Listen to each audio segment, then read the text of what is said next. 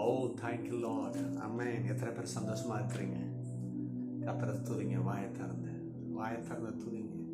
நீங்கள் துதிக்கும் பொழுது அது ஆசீர்வாதமாய் மாறுது. துதிக்கிறது ரொம்ப முக்கியம். இறுதிய மனமகிழ்ச்சியாக இருப்பது ரொம்ப முக்கியம். ஒருவேளை சில விஷயம் நடக்காமல் இருக்கலாம், நம்ம எதிர்பார்த்த ரிசல்ட் வரல, பிள்ளைகள் விஷயத்தில், படிப்பில், ஹெல்த்தில், வெல்த்தில், பரவாயில்லங்க, துதிங்க. ஹல்லேலூயா. துதிங்க, வாயத்திறங்க. ஏன்னா கர்த்தர் தான் எல்லாத்துக்கும் காரணர். நமக்கு என்னென்ன தேவையெல்லாம் கொண்டு வர்றவர் அவரை பிடிங்க. இது இந்த நன்மைகள் நம்முடைய கடவுள் கிடையாது. இந்த நன்மைகள் கர்த்தர் கரத்திலிருந்து வந்தது. கர்த்தரை பாருங்க. எல்லாரும் வாயை திறந்து ஓ நன்றி சோத்திரம். மனதார வாயை திறந்து சொல்லுங்க. இயேசுவே, என் தாயின் கருவில் முதல் என்னை பாதுகாத்தீங்க, என்னை பேர் சொல்லி அழைத்தீங்க, எனக்கு குடும்பத்தை கொடுத்தீங்க, பிள்ளைகளை தந்தீங்க, அவங்க படிப்புக்கு ஞானத்தை கொடுத்தீங்க, என் பிஸ்னஸில் திறமையை கொடுத்தீங்க, எனக்கு நல்ல வேலையை கொடுத்தீங்க. எல்லாரும் வாயை திறந்து நன்றி தெய்வமே. 1000 நாவு பத்தாதுப்பா உங்களை துதிப்பதற்கு. உங்களுடைய கரத்தின் கிரியைகள் எவ்வளோ அதிசயமாக இருக்குது, ஆச்சரியமாக இருக்குது. என்னை எவ்வளோ நேசித்தி.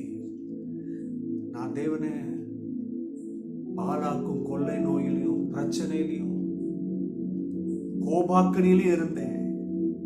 ஆனால் உன்னுடைய சொந்த குமாரனை எனக்காக அனுப்பி, மனுக்குலத்துக்காக அனுப்பி, மனுஷனுக்காக அனுப்பி அவனை மீட்டெடுத்தீங்களே, எங்களை மீட்டெடுத்தீங்களே. நன்றி நன்றி. உங்க அன்புக்கு அளவே செய்ய முடியாதுப்பா. நன்றிப்பா. எனக்கா இவ்வளவு கிருபை, என்னையா இவ்வளவு நேசிக்கிறீங்க. நன்றி அப்பா. ஒன்னுத்துக்கு உதவாத குப்பை, ஆனா நீர் என்னை மதிக்கிறீங்க, என்னை நேசிக்கிறீங்க, என் ஸ்தானத்தை உயர்த்தணும்னு நினைக்கிறீங்களே. உங்க அன்புக்கு நன்றி, உங்க இரக்கத்துக்கு நன்றி. எல்லாரும் அப்படி சொல்லி ஆராதிங்க. ஹல்லேலூயா. அநேகர் மேல தேவ பிரசனம் நிலநாட்டமாய் அவர்களை மூடி மறைத்து கொண்டிருக்கிறது. அநேகர் உள்ளத்திலே தேவ அபிஷேகம் ஊற்றப்பட்டு கொண்டிருக்கிறது.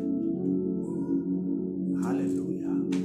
நீங்க ஆராதித்து கொண்டிருக்கும் பொழுது உங்க வீட்டில் இருந்த பலவிதமான தீய காரியங்கள், சத்ருவின் கோட்டை, சத்ருவின் ஆவி, அவன் போட்ட விதை, அவன் போட்ட கண்ணி எல்லாம் இப்போ நீங்குது. Clearance.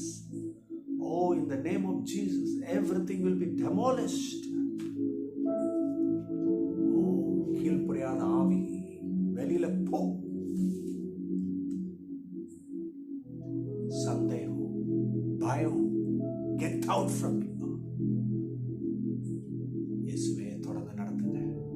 உங்க பிரசனத்தில் எங்களை நிரப்புங்க. ஆமென் ஆமென் ஆமென். கடவுளுடைய வேத வார்த்தை எல்லாரும் கேட்போமா? அந்த வார்த்தை நமக்கு உத்தரவாதம். ஆமென். சங்கீதம் 37:4 கர்த்தரிடத்தில் மனமகிழ்ச்சியாயிரு, அவர் உன் இருதயத்தின் வேண்டுதல்களை உனக்கு அருளச் செய்வார். ஆமென். Take delight in the Lord and he will give you the desire of your heart. நல்லா கவனிங்க.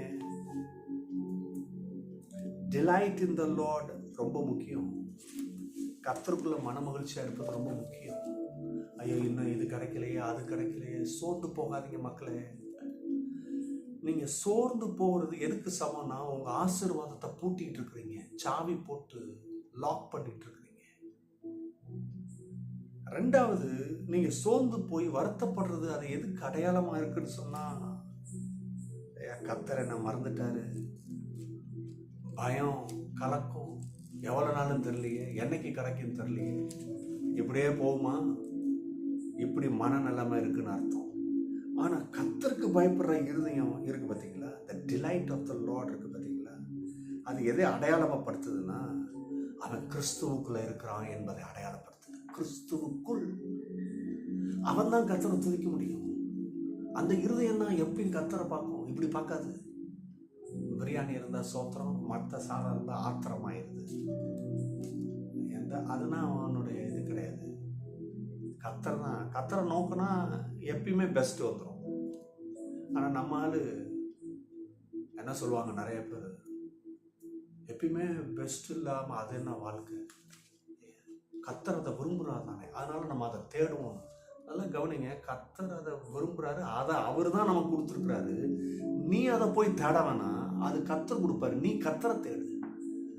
நீங்கள் சிஸ்டமை மாற்றிக்கிட்டு இருக்கிறீங்க, லாஜிக்கை மாற்றிக்கிட்டு இருக்கிறீங்க. உங்களை யார் தேட சொன்னா? உங்களையும் என்னையும் தேட சொல்கிறது கத்தரை. அவர் கொடுப்பாருங்க. நிறைய பேருக்கு என்னன்னா, இன்னைக்கு மிதமிஞ்சு போயிடுச்சு, ஏன் நான் அதை வாஞ்சிக்க கூடாது? இதுதான் முற்போக்கான எண்ணம். அதுதான் நான் எடுக்கணும், அதை தான் நம்பணும், அதுதான் விரும்பணும். எப்பயும் இதுதான், அது வேணும் தான் நான் வாஞ்சிப்பேன், இது வேணும் தான். நீங்கள் கத்தரை வாஞ்சிங்க, மற்றவைகள் எல்லாம் உங்களுக்கு அருளாது இருப்பது எப்படின்னு வருது இல்லையா? அப்போ பாருங்க, மனமகிழ்ச்சி இருக்கிறவன் கத்தருக்குள்ள, ரெண்டாவது அவன் கத்தருக்குள்ள இருக்கிறான், ரெண்டாவது அவன் கத்தரை நம்ப முடியும். ஹோப், அவனுக்குள்ள நம்பிக்கை இருக்கும், அவிசுவாசம் இருக்காது, சந்தேகம் இருக்காது.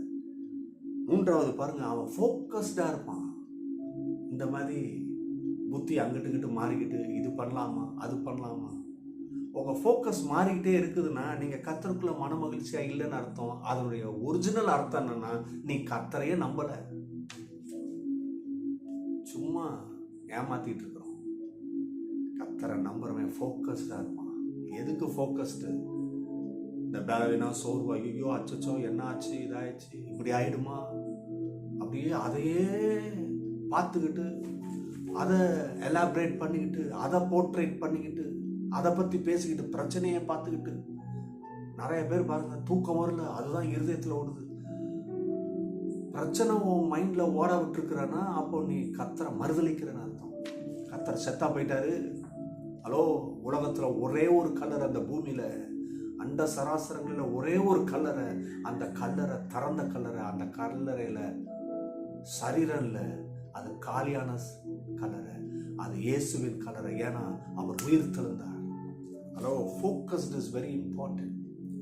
கடைசியா கத்தருக்குள்ள மனமகிழ்ச்சியா இருக்கிற அர்த்தம் என்னன்னா, அவன் கரெக்டாக மைண்டை செட் பண்ணியிருப்பான். எப்படி?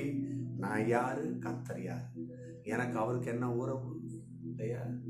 சும்மா அது இல்லை இது இல்லைன்னு வருத்தப்பட்டுக்கிட்டு, வாழ்க்கையை சபிச்சுக்கிட்டு இல்லையா, மூஞ்ச தூக்கிட்டு புலம்பிக்கிட்டு, சே இல்லை, அப்படி இல்லை. கரெக்டாக செட் பண்ணி வச்சுருப்பான் இல்லையா? எப்பொழுதும் கத்தரை துதிப்பான் இல்லையா? எப்பொழுதும் கத்தரை துதிப்பான். வசனம் நமக்கு தெரியும் பார்த்தீங்களா? அத்தி மரத்தில் பழம் இல்லாமல் போனாலும் சரி, ஆட்டு மந்தையில் முதலற்று போனாலும் சரி, நான் கத்தருக்குள்ள மனமகிழ்ச்சியாக இருப்பேன்னு அர்த்தம் என்னன்னா, ஃபோக்கஸ்டு. இந்த ரிசோர்ஸ் மூலம் தான் நான் ஆசீர்வாதமாக இருப்பேன் இல்லை, நான் இயேசுவை பிடிச்சிக்குவேன், என் வாழ்க்கை நல்லா இருக்கும். அதுதான் விஷயம். இன்னைக்கு செய்வோமா?